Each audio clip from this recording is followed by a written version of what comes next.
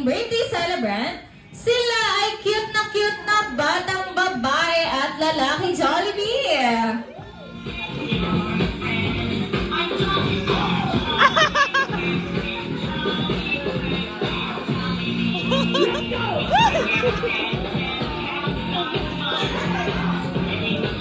Ayan, Ate Bea, may tinuturo na si Jollibee. Sila na nga kaya ang ating birthday celebrant ngayong hapon.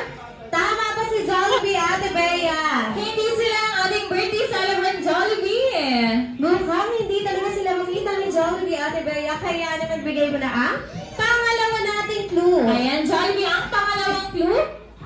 Ang lalaki Jollibee ay naka-polo shirt. Tapos ang babae naman ay naka-dress Jollibee. Hanap Jollibee! Nakapala! Jollibee, ang unang clue natin ay batang babae at lalaki.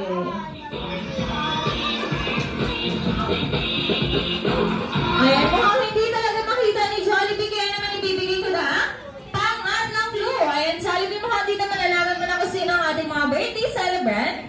Kaya naman ang pangatlong clue, Jollibee. Ang ating birthday celebrant na babae ay naka-dark shoes na green. At ang lalaki naman ay naka-color black shoes, Jollibee. Nakikita mo na ba sila, Jollibee? Kung nakikita mo na, ibigay mo na ang inyong unang regalo.